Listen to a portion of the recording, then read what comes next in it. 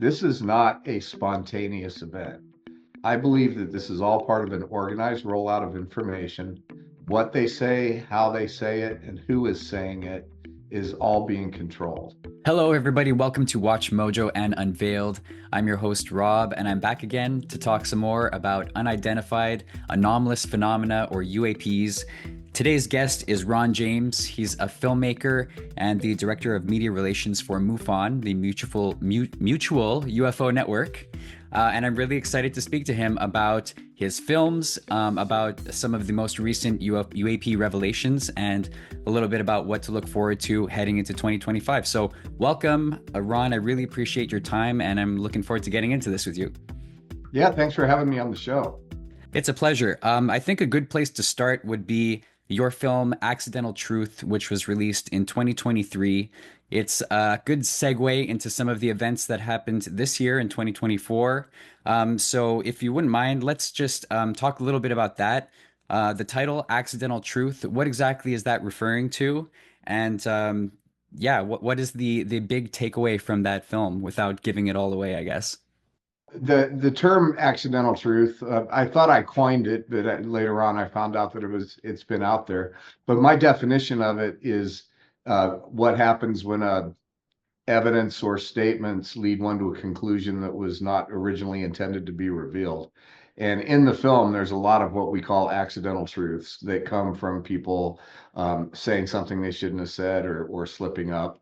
And so we in the film we pretty much lay out the most compelling case for crash retrieval teams and the legacy programs that all existed, and the fact that we're being given a whole new narrative that is designed to whitewash the past with regard to government involvement in the UFO UAP phenomenon. So I'm happy to tell everybody in the audience that as of recently, you can watch Accidental Truth for free, and I hope you do. You can see it on YouTube Movies. You can see it on Tubi. You can also still rent it on Amazon and Apple and all the usual places.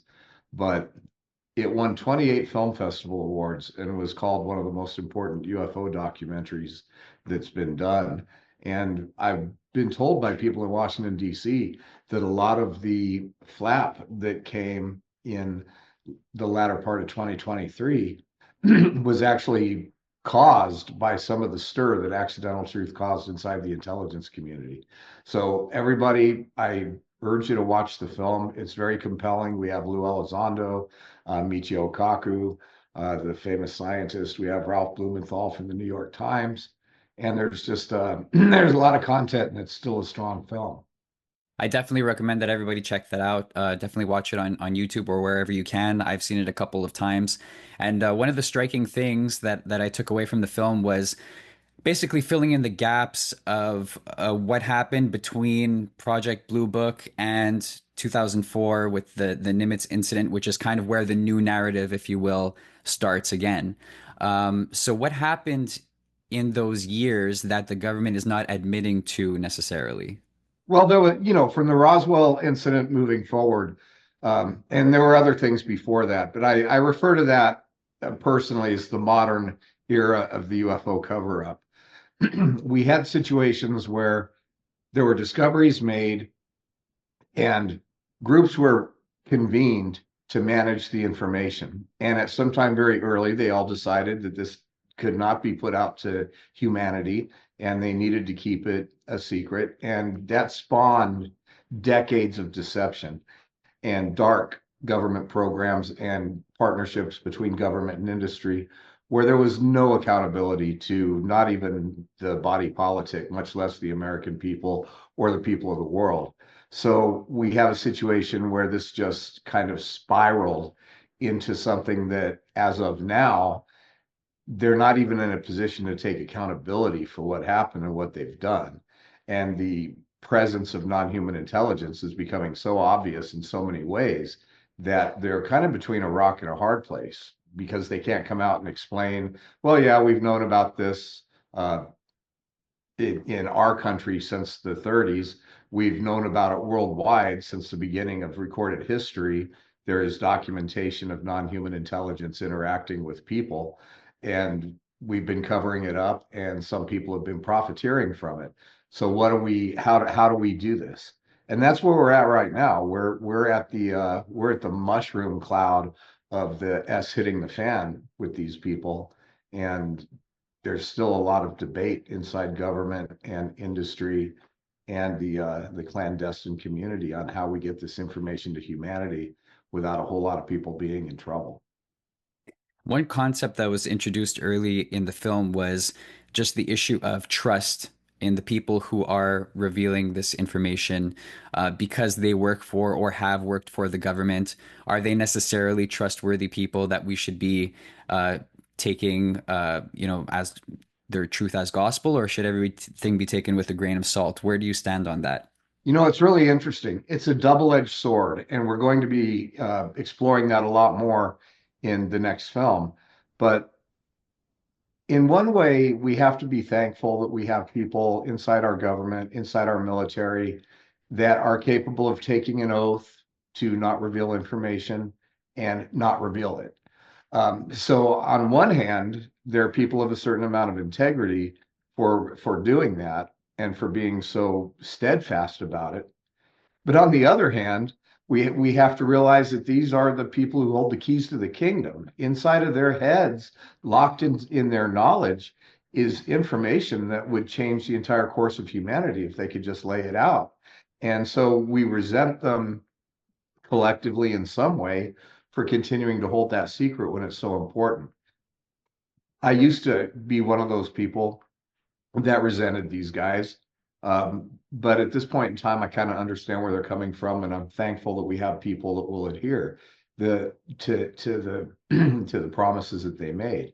We're dealing with a bureaucracy and people at the level of Lou Elizondo or Hal Puthoff or any of these people that you see out there that have this knowledge, Christopher Mellon, um, they are not really authorized to put it out. And I will also say that everything that we've seen since 2017 with the public rollout of information from Lou Elizondo and the UAP videos, all the way to what we're seeing now with David Grush and with other whistleblowers coming forward, this is not a spontaneous event. I believe that this is all part of an organized rollout of information. What they say, how they say it, and who is saying it is all being controlled, and that these guys, in a way, they're still working within the system to get the information out.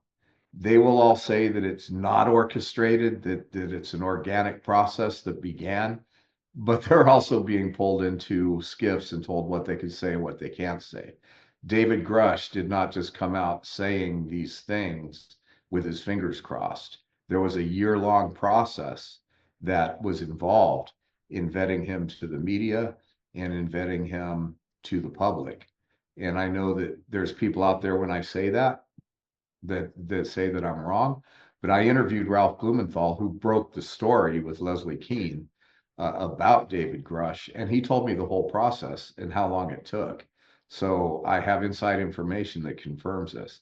So we're watching an organized rollout of information, and it's guys like me that are chipping away at the sides, chipping away at the edges, trying to preserve the actual truth against a controlled disclosure. Sorry if that was long-winded, but there's a lot to it. No, absolutely. We need to get everything out there in detail. If it is an orchestrated rollout of information, what is the larger reason, in your opinion, for revealing all of this now? Well, we're reaching a point in our technological capabilities that you can no longer hide this stuff. The sensors that see UFOs and the technology that makes that possible that the military has is now falling into civilian hands. And we have similar technology now that we can just buy and deploy. Space flight is getting more and more commercialized, so it's going to be harder and harder to hide what's happening in outer space. We have people like Elon Musk that want to go to Mars. Soon, if they go to Mars, sooner or later they might find out things about that planet that we're not being told. So the information is on the verge of revealing itself. And we also have the experiencer phenomenon where people are having these encounters that they just can't deny. And it's similar stories being told all over the world. It's similar stories occurring to more and more people. And so we're on the verge of potentially having this non-human intelligence reveal itself to us in a significant way, or we are going to discover them on our own. So they're kind of up against that solid brick wall of catastrophic disclosure, whether they're involved or not. And so I think that's why we're getting what we're getting. One of the key accidental truth moments from your film was when Lou Elizondo referred to UAP as they. Where are they coming from? What are they doing here? What are their capabilities? And something similar happened at the November 13th congressional hearing where I believe Congressman Moskowitz called him out for basically saying, you know, you can't talk about Fight Club if there is no Fight Club, referring to the back engineering programs. Like, you know, if Lou can't talk about back engineering, then that means that there must be, you know, stuff happening. So, what, in your view, is kind of being said without being said through all of this? What is the big takeaway that we should get from reading between the lines? That all the stories about legacy programs are true. All the stories about reverse engineering of captured craft and captured materials is true. Um, the one thing that happened at the hearings that was especially gratifying for me is that myself and some people that I was there with actually they had met Eric Burleson the night before the hearings and gotten into a conversation with him about the hearings the next day. And he actually asked us to supply some questions. And so while we were waiting in line for the hearings, we texted him one question. And then we were actually sitting in the back of the room in the hearing texting him follow-up questions in real time, which he then asked Lou Elizondo. So I consider this a personal victory and another accidental truth, because after he asked him the first question, which was if we were sitting in a skiff somewhere, could you provide me with proof that would convince me? And Lou sidestepped that question. But I was sitting with Danny Sheehan, I was sitting with Melinda Leslie, and I was sitting with another friend of mine who I can't talk about, who was actually doing the texting. And the next question about Lockheed Martin divesting themselves of the materials and trying to give them to Bigelow Aerospace, you know, we covered that in Accidental Truth. And we've always suspected that Lockheed Martin was the company, but that's never been confirmed. But right there in the back of the room during the hearing, we texted Eric to hit Lou with that question. And when he did, Lou gave us Lou gave us another accidental truth when he basically acknowledged or did not disagree that it was Lockheed Martin that had the materials.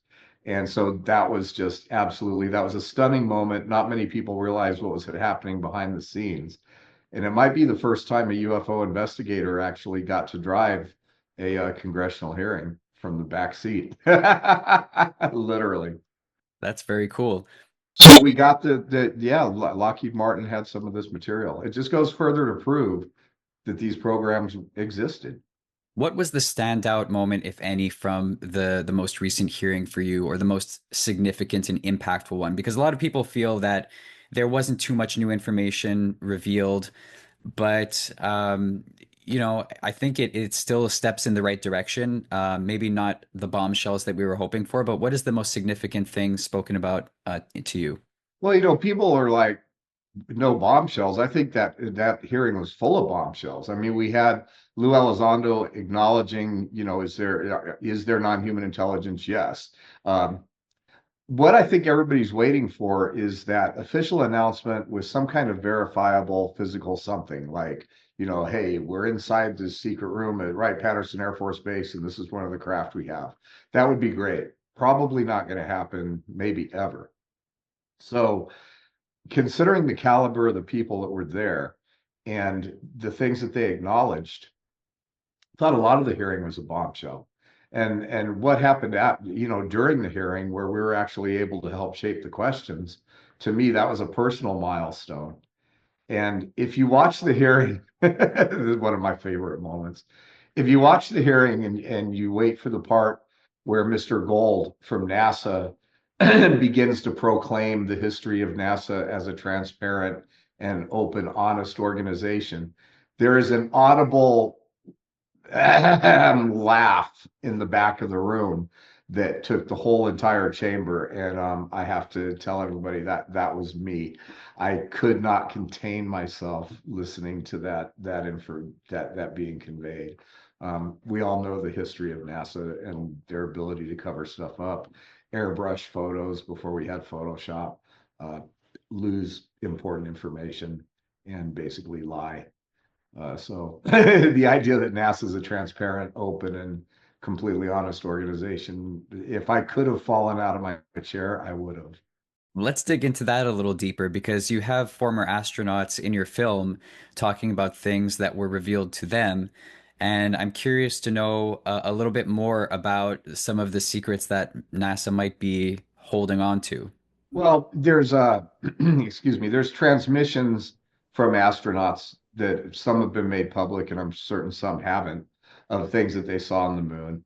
There is evidence going way back that NASA would routinely retouch photos and take things out. That's all been proven. Mike Barra has written some good books about it with Richard Hoagland.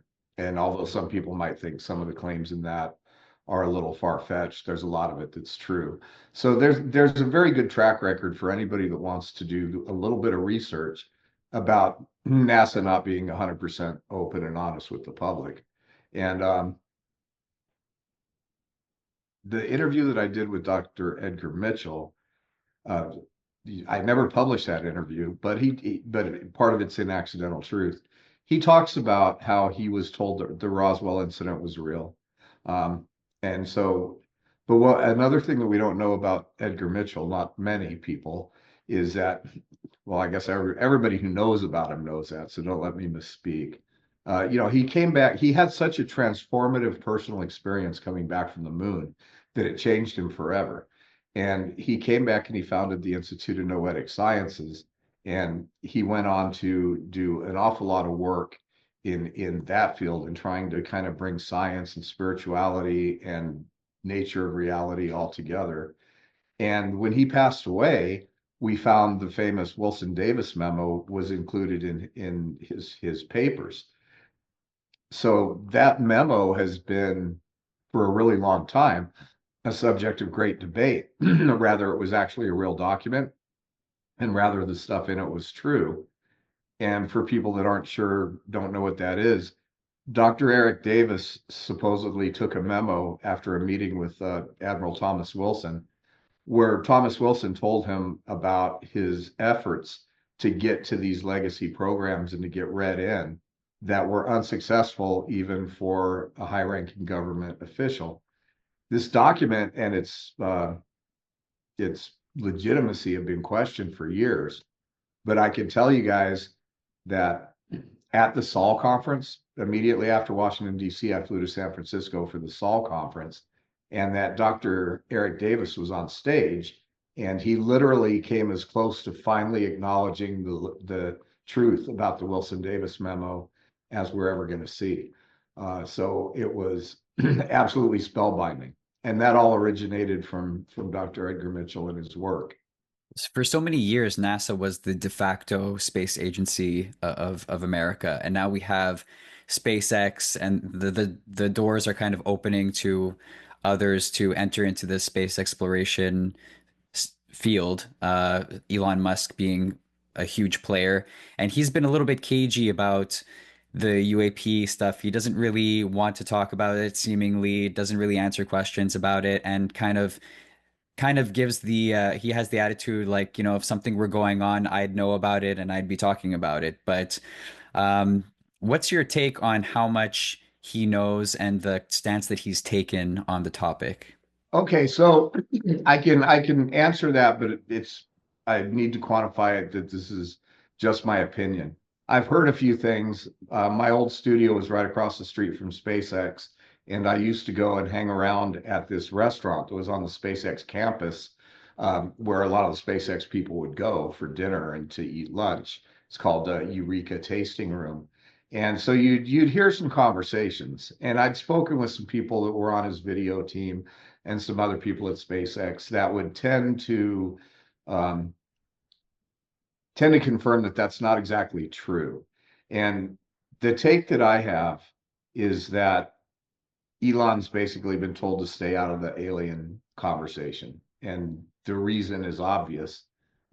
We don't need other people muddying the waters. The organized rollout of disclosure is very, the people that are attempting to orchestrate it have a very specific plan, and Elon's a bit of a wild card. So the bargain there is stay out of the alien conversation. You can stay in, you can keep playing with rockets and you can keep getting contracts. If we see what happened to Robert Bigelow, who had fantastic NASA contracts, the potential of his space stations going into space, he had one attached to the space station. Then all of a sudden he goes on 60 Minutes and says there's aliens. Within a year, Bigelow Aerospace had been stiffed by NASA. He literally had to try to sue them to get paid for the remainder of his contracts. All of his technology got cannibalized by other companies, his inflatable space habitats. Bigelow Aerospace was literally shut down because of COVID. There are those who believe that that was retribution for him going public with the alien comment. And then the next thing we see is Robert Bigelow's doing life after death, and he's not talking about aliens anymore.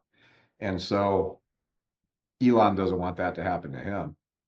But you have to ask yourself, if there's reverse engineering programs, if there's materials out there that industry has been able to utilize and use, you don't think he's gotten his hands on some of that stuff? So I've been told from insiders at SpaceX that there's a lot more understanding of the ET non-human intelligence phenomenon than he is ever going to let on, but he's not going to go there without permission. And so that's just how it is, and that's the deal he made. So that's my opinion. It's a moderately informed opinion, but obviously not something that I can state as pure fact. But that is the answer to a very long answer to a very short question. And if people go to YouTube and search Ron James, Elon Musk, there's a video that I made actually calling him out about this and offering to give him a private briefing where people from MUFON and people from our field would come to SpaceX and spend 15 minutes with him at a conference table and line him out of what we know. And it'd be interesting to get him and Robert Bigelow in a room so that they could have a conversation, or him and Lou Elizondo in a room so that they could have a conversation. So Elon is playing the game, and as we can see by how the political situation has unfolded, he's pretty good at it. Yeah, it's very interesting because, him still building rockets powered by fossil fuels and whatnot, as they can do pretty amazing things, land themselves, they're reusable and whatnot, but it's nothing compared to the technologies that we're seeing from some of these UFO cases. So I wonder what it's like for him if, as you say, he's gotten his hands on some of these materials, but still being limited compared to what these other craft that we see can do. Well, yeah, I don't know how much longer that's going to be the case. Um, Anti-gravitic technology, which we believe we've had for a while, at least in some form, and other technologies that will enable us to get into space in a much less clumsy way, do exist, at least on paper. And there's got to be a way at some point for this stuff to roll out. The secret technology finds its way into the public mainstream through lies about where it originated. Nitinol, the shape-shifting metal, is a classic example that's been proven.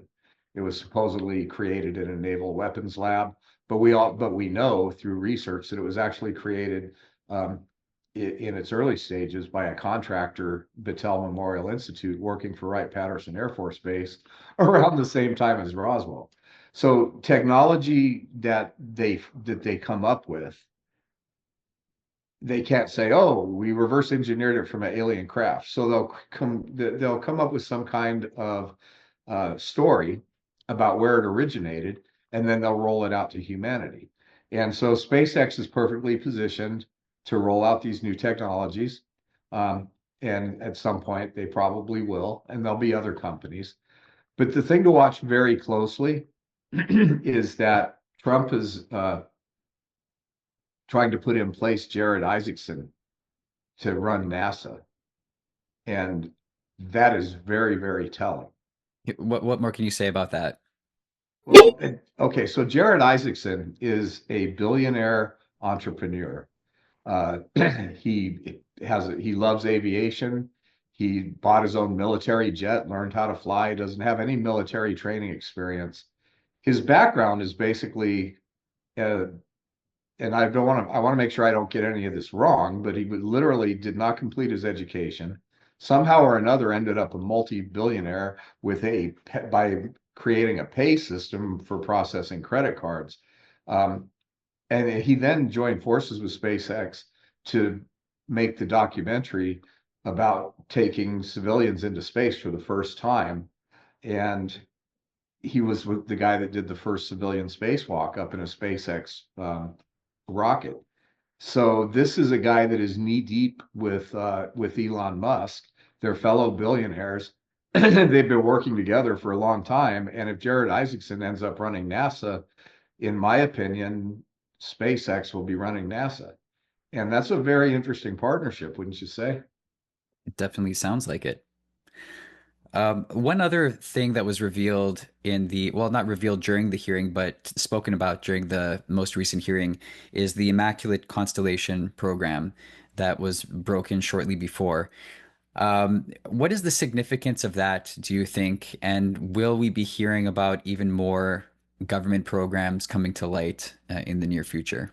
Well, I think we're hearing about the government programs. We're just not hearing about what they're called and where the bodies are buried, so to speak. Um, People who really do their research and follow the field can tell you there's numerous places where supposedly craft are stashed, supposedly different engineering programs are going on with different things. If a material was recovered that had this property, it would go to this laboratory. We know all of this, but we don't have the carte blanche to walk in the door and ask to see what's behind the vault. I wish we did. In fact, I've actually told Kirsten Gillibrand's office and the people at AARO, you guys get the keys. We'll show you what doors to go to. We know that much about this stuff, but making that happen is in this current state, even though it's getting better, is next to impossible. We know where there's craft, where most likely bases where they're being studied. We know where materials stuff would be studied. We know where energy and propulsion would be studied. There's different bases and different facilities all over the United States that would be logical recipients of different things in reverse engineering programs. There just doesn't seem to be the genuine stomach to go start knocking on doors, nor the clearances, nor the capability or the possibilities. I mean, if you're Arrow and you actually care about getting to the bottom of this, which the first version of Arrow, that's debatable. Uh, how do you go to X base in Wyoming and demand full access and get it? This is what we're up against. We're in this era of supposed transparency, the getting to the actual information and getting to the materials themselves is even harder than it's ever been, even though you might know exactly where they are or have a pretty good guess. And so that's kind of where we're at right now. Can you talk a little bit more about Arrow and the significance that program, if it is a program, necessarily has? I watched George Knapp's recent Netflix docuseries, and a big part of that is him compiling a report to contest some of the findings that the first version of Arrow put forward, which was basically that, they kind of squashed everything. I understand that the team's been kind of reformed and revamped, and they're going to be looking at things in a different way. But what more can you say about that? Yeah, I'm glad you asked. I actually had the opportunity to discuss this on camera with Kirsten Gillibrand. It'll be Gillibrand. I'm sorry. It'll be in the next Accidental Truth movie. When the first Arrow and Kirsten was the one who basically designed this. She terminated through legislation the UAP task force and replaced it with Arrow and put Sean Kirkpatrick in place, who in the beginning, and it was her that did that. Arrow is her baby, so to speak. Um, when Kirkpatrick first came forward, there was a lot of enthusiasm, but over time and looking into who this person actually was, he's very deep in the intelligence community and his scientific credentials are fine, but he's also a company man, so to speak. And I have heard and documented in Accidental Truth Next a lot of people that gave AARO information that should have led them right to the front door of answering this that was literally ignored. And so there are a lot of people, and I'm one of them. And again, this is just an opinion, who believed that Sean Kirkpatrick was the front man for whitewashing the reports and for ignoring the pertinent information. There's a whole story about how David Grush was supposed to go into AARO. AARO says we kept inviting him, he kept not showing up. David Grush says that he felt threatened, that he was unable to solidify an appointment. And there's other stories of this as well. And I know for a fact firsthand that Lou Elizondo went and talked to AARO. Now, Lou would have been able to, in a classified setting, tell them an awful lot of information, including this whole Lockheed connection and other things that he knows about. And so the fact that AARO put out this sterile report debunking a significant amount of information, it doesn't jive with the inside information we have about people that went to AARO, and it doesn't jive with the information that we know AARO was given, and it doesn't jive with uh, Sean Kirkpatrick's actual background. This guy has been an intelligence community asset for a very long time, and in my opinion, he was brought in to toe the line. We all had high hopes that that wouldn't be the case. And then we have, in addition, we have Susan Gao or Susan Guff from the Pentagon, who is their spokesperson. She is always coming out with stories refuting things. When a big material story broke with Bigelow Aerospace that I outlined in Accidental Truth, she's the Pentagon spokesperson that came forward and said, this is all not true. It's all just government programs, has nothing to do with recovered craft or reverse engineering, which we were able to pretty much prove in the film that that was not true. In both of the hearings with AARO, the very first one with Sean Kirkpatrick and the new hearing with the new guy, I can't remember his name, forgive me. In both hearings, if you watch the video, sitting to the right of the AARO director or to the left from the camera perspective, we have Susan Gao, Susan Guff. I'm not sure how to pronounce her name. People tell me different things, but she's sitting there scowling the whole time. There's actually memes on the internet where she of her grimacing face, looking at the camera and looking at the AARO director. And a lot of people think that this is just a symbolic warning from the Pentagon to anybody who knows who she is, that I know we're saying it's okay to be a whistleblower, but we're really not. And so I hope I have higher hopes for this version of AARO, that it's more transparent. Kirsten Gillibrand certainly believes that AARO is the way to go. It's her baby, and she ran that hearing, and she has personally told me that she thinks it's going to work. So it remains to be seen. But the first iteration of AARO was just more of the whitewashing dog and pony show, and the second iteration of AARO, we can all cross our fingers. I have personally turned in some UFO material to Kirsten's office and had interaction with AARO. We'll be outlining that in the movie. We went to Ohio and we extracted materials and we actually turned them into her office. So that's very exciting stuff. But yeah, cross your fingers on AARO. Speaking of whistleblowers, it seems that there's been a little bit more effort to protect them and to kind of inspire a little bit more confidence in them, to come out with certain information, but it's still a bit of a sketchy situation. What should what should be done to encourage more people to come forward? And do you see signs that this is happening, or is there still a long way to go in terms of protecting these people? AARO is promising protection to whistleblowers. I actually was able to interview Kirsten Gillibrand on camera. And one of the things I asked her to do was look right at my camera and tell whistleblowers that they can come forward and that they would be protected. And she did it. And I'm going to publish it very shortly. So you have it straight from a sitting senator that there is protection for whistleblowers. But here's the problem. None of that is actually in place. There are no written rules for how, if you're some guy that worked in a lab, like say you're a Bob Lazar and you come forward, there it's still the wild, wild west. And with people like our Pentagon spokesperson scowling during the whole conversation about whistleblowers coming forward and the history of whistleblowers not being protected, it's not yet what I would consider a safe environment. No, I'm working with Danny Sheehan and the New Paradigm Institute, as well as my work with MUFON. And one of the things that we're putting in place collectively is a team of pro bono attorneys who are standing by to protect whistleblowers through this process.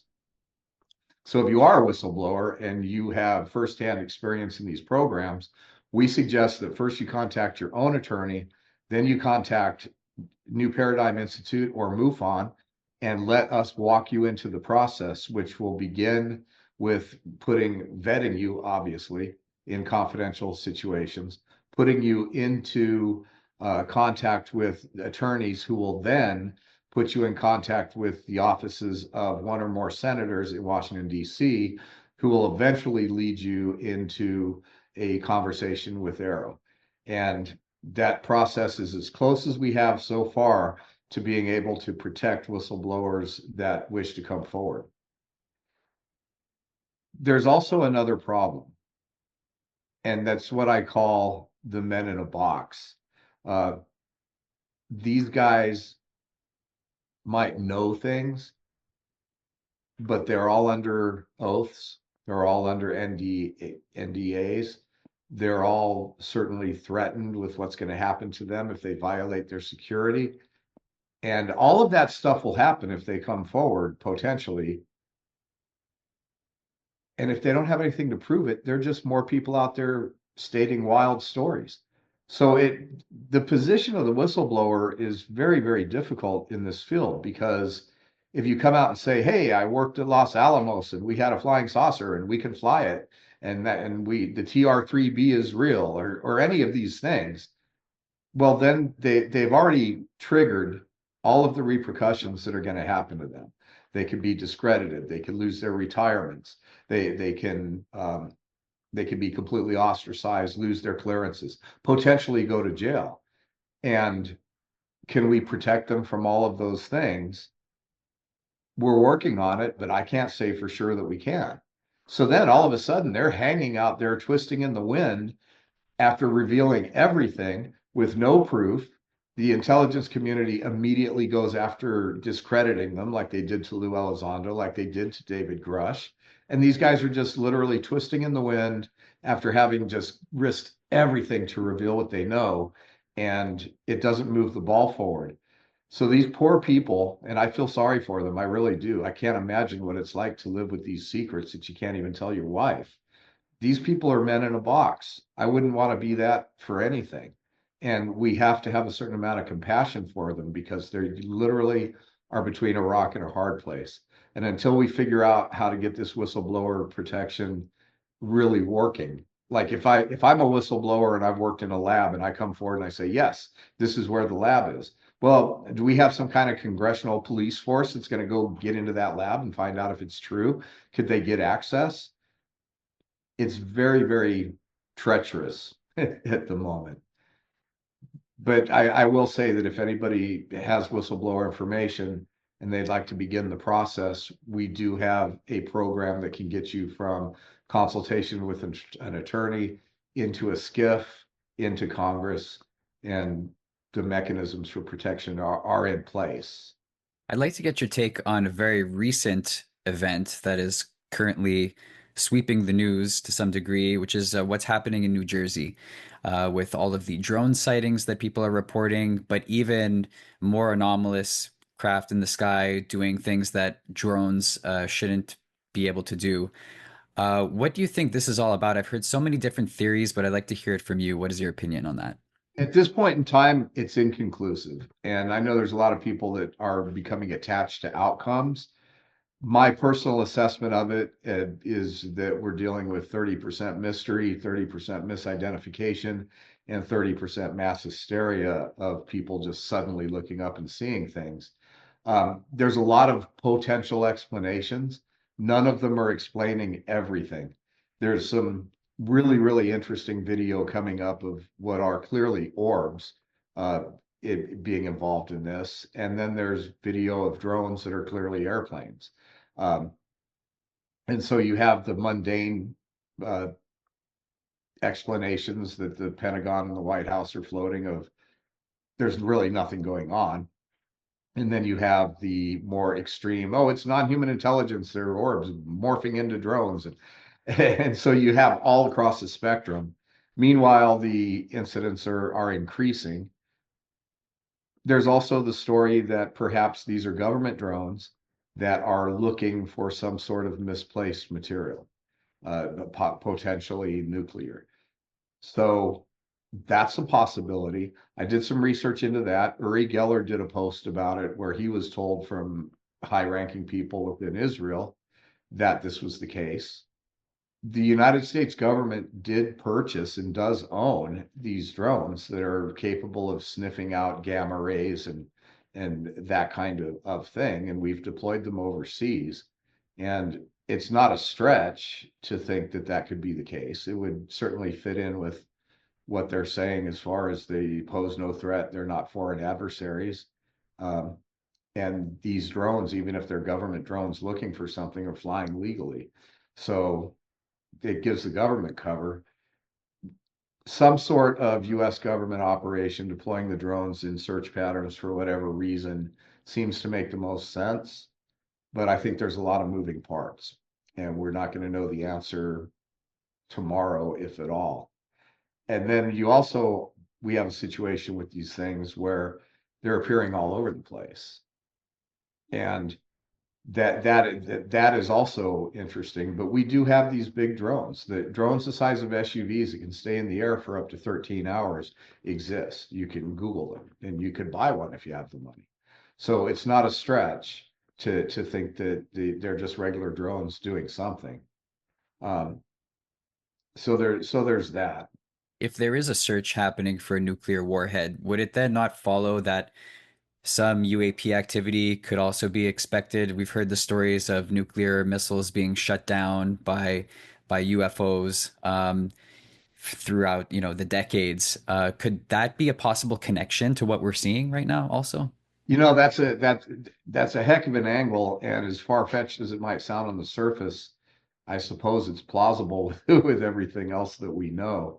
Um, Another thing that people don't know is that there is actually an air corridor in that New Jersey area that has been set aside for the testing of drones. And lots of people that are testing drones, people from Amazon all the way through to NASA, use this corridor. It extends from the shore over to where some of the Air Force bases are. And it's literally an air corridor that's been set aside for testing drones and different drone applications. Um, Amazon is using delivery drones in cities right now, literally delivering orders with drones. So we're rapidly approaching a time when drones are everywhere. And so we're going to have to get used to seeing them anyway. The strange orbs that have been filmed and photographed. So one of them by ABC News, it was very compelling. Um, in conjunction with physical drones, certainly makes your theory worth taking a look at. But in order to validate that, we'd have to validate everything else about non-human intelligence and blah blah blah. Right. Another theory that I've heard put out is that this is simply an exercise to monitor public response to, potential crisis situation or what have you.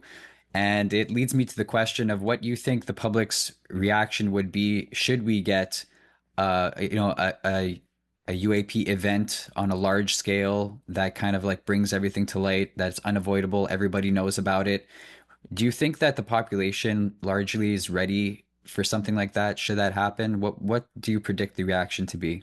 Well, I get that question a lot, and myself and a lot of other people have traditionally answered that question by saying, "Of course we're ready. Humanity's ready. It would be fine." But I think that the real answer is a little more nuanced than that. We have to look at the context. If, for instance, a non-human intelligence were to reveal itself, and we were basically told, "Look, we're here. We've always been here. We're watching you guys' development. We mean you no harm. Life goes on."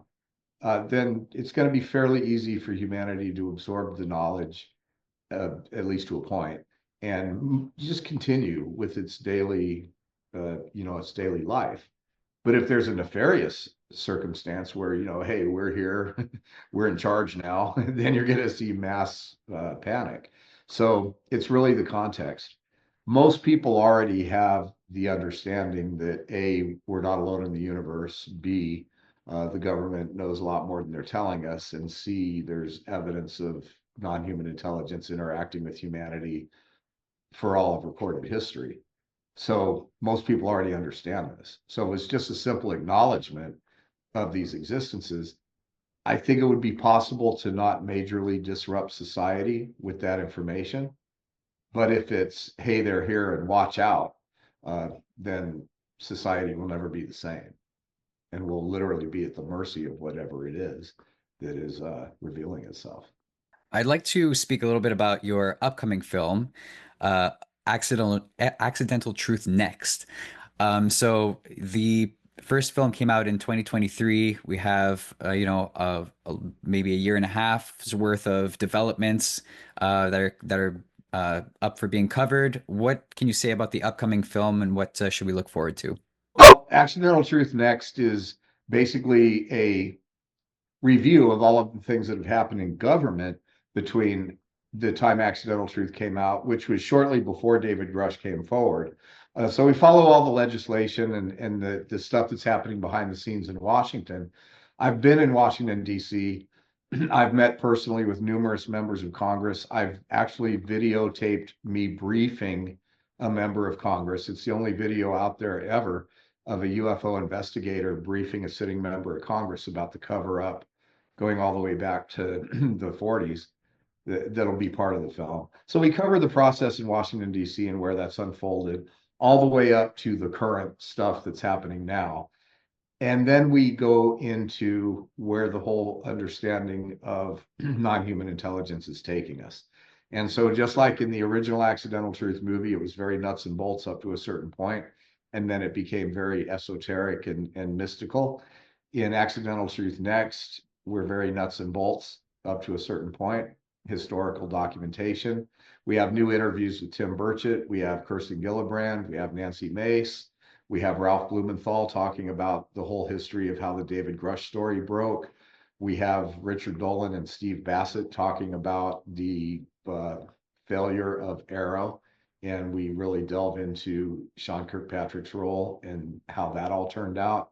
We have Danny Sheehan revealing some things he's never revealed to people on camera.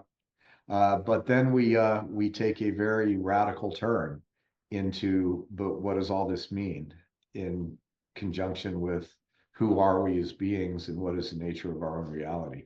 So Accidental Truth Next is it's a logical sequence. Matthew Modine is narrating again, and I promise everybody, if they thought the first Accidental Truth was an interesting ride, this one's going to leave you just puzzling over your very existence.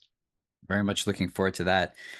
What do you think we should look forward to in terms of new information coming out potentially next year and maybe even beyond that? A lot of it is going to depend on the political climate in DC for that prospect. I've been told by, again, sitting members of Congress that there's a good possibility that Donald Trump will choose to reveal more than any other president has revealed yet. Uh, he certainly knows some things. He was certainly read into what happened in 47. He's uh he's been pretty good at keeping it very close to the vest. But word is that we might get some more information officially through the political process. The political process is going to continue. There are dedicated people in Washington, D.C., elected officials who are not going to let go of this issue. There are people like us at MUFON. We've had over 300 meetings with staffers and sitting Congress people. We're providing quarterly briefings to the House and Senate Intelligence Community committees about the things that are coming in to us. We're working very closely with some members, and then Danny Sheehan and the New Paradigm Institute is doing work with helping to craft legislation and helping to bridge some of these gaps that are coming up. For instance, if you're a aerospace contractor and you received certain materials that allowed you to develop a piece of technology, the way Chuck Schumer wrote his bill, that would fall under eminent domain. The government would have the right to seize that technology, own the technology, and the aerospace companies are like, no, that's our technology. So how do we solve this problem? How do we protect our patents without bringing in antitrust laws and all kinds of other issues that are involved with, we got this information and this material, our competitor didn't. It gave us an illegal edge. So there's all kinds of weird legalities and complications that are involved beyond just should we tell humanity. And all of this stuff has to be worked out. And these conversations, I know for a fact, are happening behind closed doors. How do we protect the people that went to potentially illegal lengths to cover this up? How do we protect our companies? And so it's very, very complex, but it's all being discussed. And so we're going to see that through the political process begin to unfold. So that's one element of it, but we're also going to see an increase in experiencer phenomenon, an increase in experiencers actually being validated with different forms of scientific proof. And we are going to see a increased presence of non-human intelligence. Ron, thank you so much for your time. This has been a great interview. I look forward to your upcoming film, and I encourage everybody to check out Accidental Truth if you haven't seen it yet. Very good movie documenting a lot of what's happened up until very recently. So do please give that a watch. We'll have links to those in the description for the video. Any parting words before we wrap it up? Yeah, I'm not trying to plug MUFON, but this organization's been around for 55 years, and we've done more to advance the topic through a civilian effort than anybody else. And we've got our TV channel, we've got local chapters and meetings. I encourage everybody to go and sign up for MUFON and become a part of it because you can help us support our work in Washington, D.C. We're there, we're lobbying, we have the ear of Congress and we need help and members all over the world. Our membership's at an all-time high, and we have so much to offer. If you care about the UFO topic, you'll find your community inside of MUFON, and it doesn't cost much to be a part of it. And you can literally be a part of history. So check out MUFON. We're also working with the New Paradigm Institute, and we'll soon be putting out some packages where you can actually participate in both groups.